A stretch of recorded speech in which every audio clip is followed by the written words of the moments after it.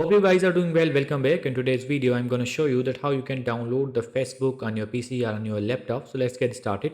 So first of all, what we have to do, simply we have to go to our laptop or the PC, whatever you are using, simply we have to click on the Windows button.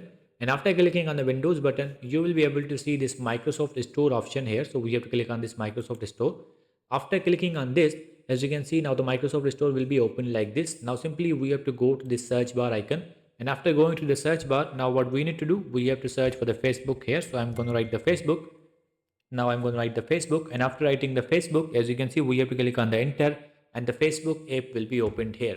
As you can see now the Facebook is here. Now simply we have to click on this, and after clicking on this, as you can see, now you will get the install button here. So we have to click on the install, and after clicking on the install, the Facebook will be installed in our device whatever we are using. So in this way you can download the Facebook on your PC, on your laptop. I hope you guys understand this video, that how you can do that. So see you in the next video.